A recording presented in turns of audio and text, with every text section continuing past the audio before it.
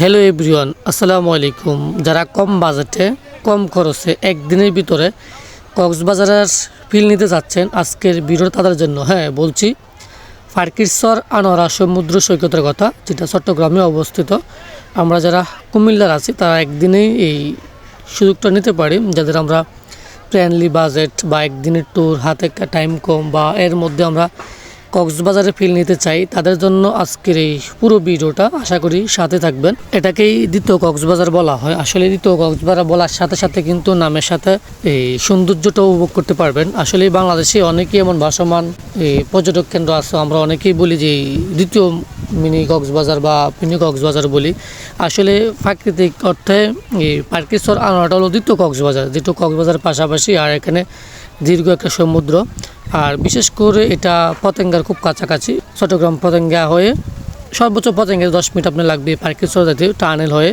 আর এই ফারকিরচর আসলে আমি যখন ভিডিও করতেছি ঈদের এক সপ্তাহ পরে, সো আসলে ফারকিরচর অন্যরকম একটা অনুভূতি আপনাকে দিবে, যেটা কক্সবাজারের ফিল আপনি এখানে পাবেন 100%। আর বিশেষ করে আমরা যারা ঘুরতে যাই বা ট্যুরপ্রেমী মানুষ, আসলে এই পর্যায়ে প্রত্যেকটা পর্যটন কেন্দ্রের মধ্যে এসব গেম থাকে। আমি বলবো ভাই, প্লিজ এইসব গেম থেকে দূরে থাকুন। এটা সম্পূর্ণ ট্যাপ ওনাদের, ওনারা আপনার কোনো টাকা দিবে না, ওনারা আপনার ব্রেন ওয়াশ করবে। এই যে দেখতেছে একটা মহিলা মারতেছে, কিন্তু মহিলা কিন্তু তাদের লোক।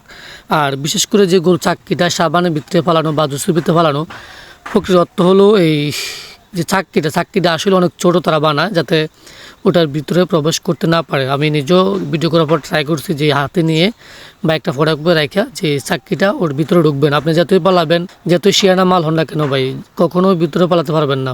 চাক্কিটা অত অনেক ছোটো। হ্যাঁ, আমি এখন কথা বলবো এই ফারকিরচর একজন ব্যবসায়ীর সাথে, যিনি দীর্ঘ 10 বছর ধরেই এই ব্যবসায় নিয়োজিত। উনি সমুদ্রের পাড়ে বাদাম বাট, যে সোনা বুট, চাউল ভাজা, অনেক কিছু বিক্রি করে। ভাই আসসালামু আলাইকুম, ভালো আছেন? ওয়ালাইকুম সালাম ভাই, ভালো আছি। আপনি তো বলছেন যে দীর্ঘ 10 বছরের ব্যবসাটা করেন এই সমুদ্রের পাড়ে। আসলে এই দীর্ঘ 10 বছর অভিজ্ঞতাটা কেমন ব্যবসায়িক ক্ষেত্রে? আচ্ছা ভাই, আল্লাহর রহমত চলে ফিরে যাইতে পারি। আর যারা কাস্টমার তাদের যদি কি বলবেন? কি বলুম, তারা বাদাম খাইবো আর কি বলুম। আর না, বাদাম তো খাবে অবশ্যই, কারণ এই বাদামের ভিতরে কিন্তু অনেক পার্থক্য আছে, আমি যতটুকু জানি আর কি। আপনি তো ভাই যে ব্যবসা করে তো করো, আমি সঠিকভাবে ব্যবসা করি। ঠিক আছে, কাস্টমার আসলে অবশ্যই উনি চেষ্টা করবে যে সঠিকটা দেওয়ার জন্য, যেটা ব্যবসা ইসলামের ক্ষেত্রে হলো হালাল একটা জিনিস, হালাল একটা উপায় পন্থা। তো আশা করি যারা আসবেন এই ফারকিরচরে, যে বাইরের থেকে অবশ্যই বাদাম নেওয়ার চেষ্টা করবেন। আসলে বাইরের থেকে আমরাও বাদাম খাইতেছি, আলহামদুলিল্লাহ বাদামগুলো অনেক টেস্ট। সো আপনারা আসতে পারেন বাইরের থেকে। 3 বিচুলা বাদাম। তো ঠিক আছে ভাই, ইনশাল্লাহ ভালো থাকেন। 3 বিচ, হ্যাঁ, ওই যে অনেক বড় বড় বাদাম ভাইয়ের কাছে। হ্যাঁ শখ ভাই, বাদাম মিস করতেছে আপনারা। 4 বিচুলা আছে বাদাম।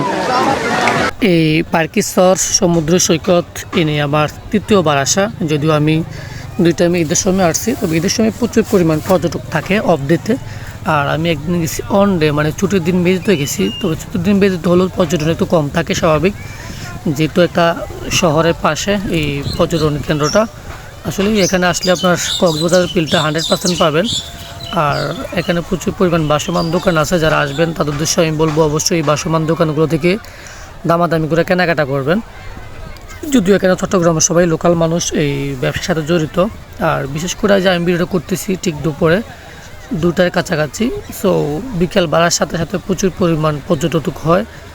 আর এখানে বেশিরভাগই লোকাল পর্যটক, আর আমরা যারা দূর থেকে আসি অফ ডেতে প্রচুর পরিমাণ দর্শনার্থী হয় এই ফারকিরচর আনোয়ারাতে।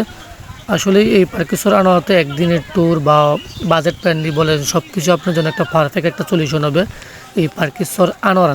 এই সমুদ্র সৈকতের সবচেয়ে মজা হলো দুপুর থেকে বিকাল পর্যন্ত, যেটা মাগরিবের আগ মুহূর্ত পর্যন্ত। ওই টাইমে প্রচুর পরিমাণ পর্যটক থাকে।